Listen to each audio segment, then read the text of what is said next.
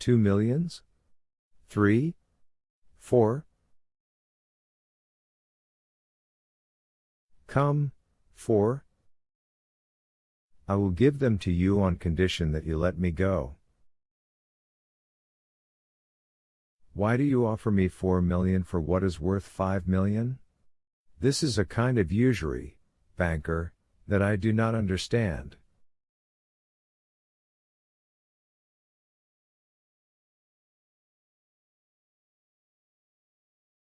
Take all, then take all, I tell you, and kill me. Come, come, calm yourself. You will excite your blood, and that would produce an appetite it would require 1 million a day to satisfy. Be more economical.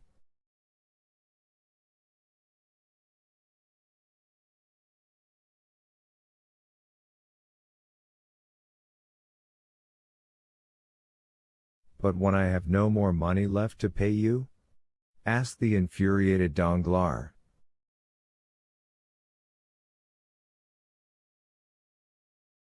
Then you must suffer hunger.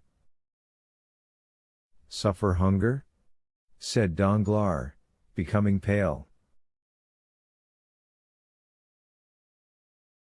Most likely, replied Vampa coolly. But you say you do not wish to kill me? No. And yet you will let me perish with hunger? Ah, that is a different thing. Well, then, wretches, cried Danglars. I will defy your infamous calculations. I would rather die at once. You may torture, torment, kill me, but you shall not have my signature again.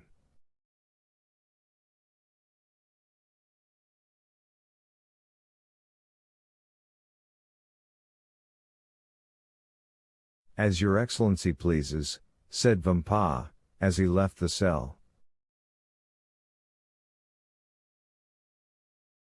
Danglars, raving, threw himself on the goatskin. Who could these men be? Who was the invisible chief? What could be his intentions towards him? And why, when every one else was allowed to be ransomed, might he not also be?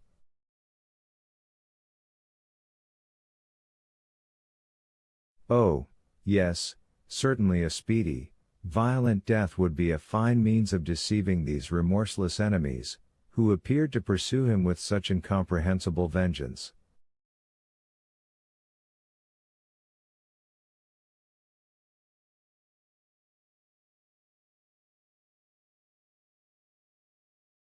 But to die? For the first time in his life, Danglars contemplated death with a mixture of dread and desire. The time had come when the implacable spectre, which exists in the mind of every human creature, arrested his attention and called out with every pulsation of his heart.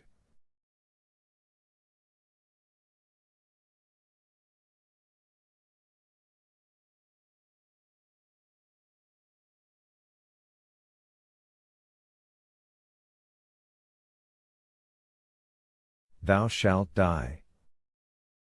Danglars resembled a timid animal excited in the chase. First it flies, then despairs, and at last, by the very force of desperation, sometimes succeeds in eluding its pursuers.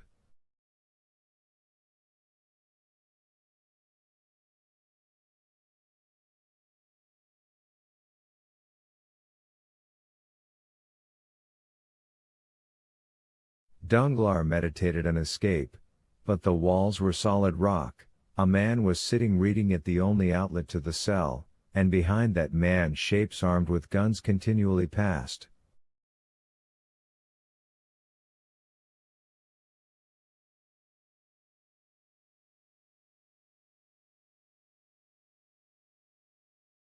His resolution not to sign lasted 2 days, after which he offered 1 million for some food.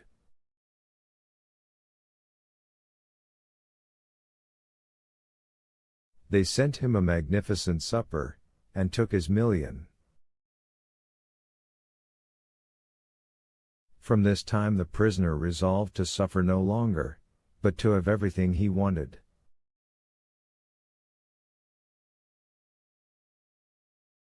At the end of 12 days, after having made a splendid dinner, he reckoned his accounts, and found that he had only 50,000 francs left.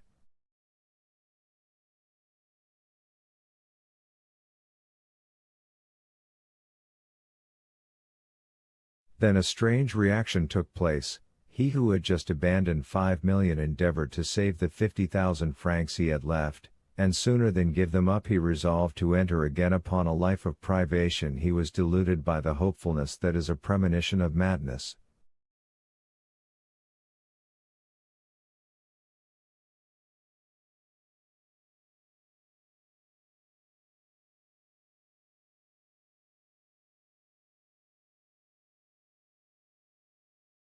He who for so long a time had forgotten God, began to think that miracles were possible, that the accursed cavern might be discovered by the officers of the Papal States, who would release him, that then he would have 50,000 remaining, which would be sufficient to save him from starvation, and finally he prayed that this sum might be preserved to him, and as he prayed he wept.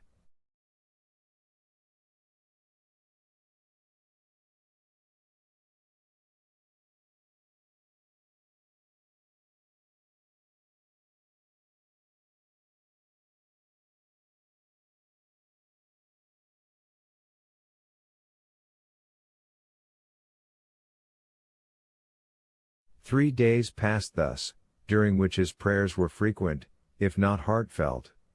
Sometimes he was delirious, and fancied he saw an old man stretched on a pallet.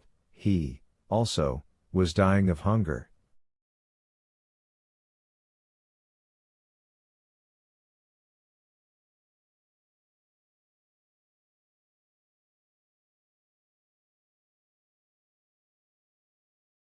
On the fourth, he was no longer a man, but a living corpse. He had picked up every crumb that had been left from his former meals, and was beginning to eat the matting which covered the floor of his cell.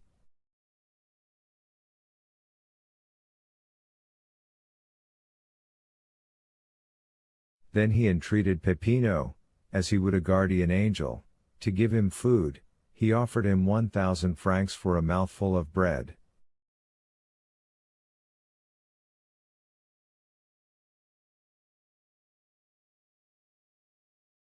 But Peppino did not answer. On the 5th day he dragged himself to the door of the cell. "Are you not a Christian?" he said, falling on his knees.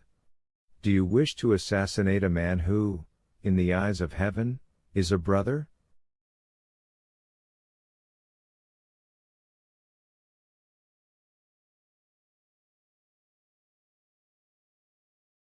"Oh, my former friends, my former friends," he murmured, and fell with his face to the ground.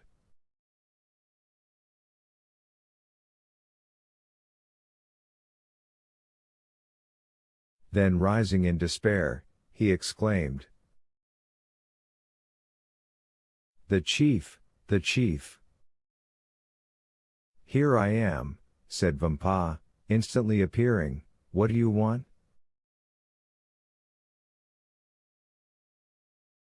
"Take my last gold," muttered Danglars, holding out his pocketbook, "and let me live here. I ask no more for liberty, I only ask to live."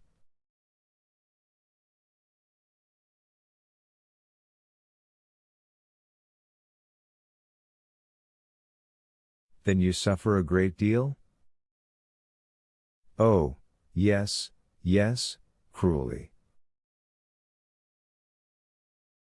"Still, there have been men who suffered more than you."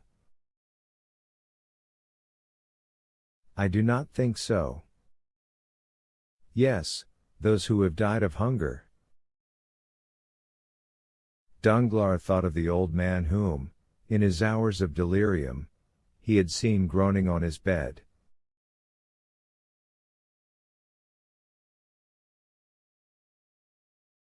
He struck his forehead on the ground and groaned. Yes, he said, there have been some who have suffered more than I have, but then they must have been martyrs at least.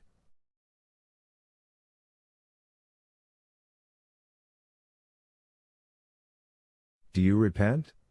Asked a deep, solemn voice, which caused Danglars' hair to stand on end.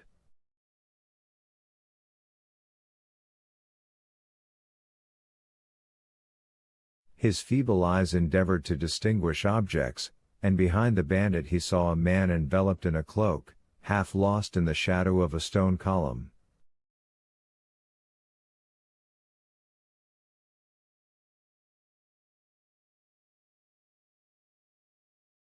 Of what must I repent? Stammered Danglars. Of the evil you have done, said the voice. Oh, yes, I do indeed repent.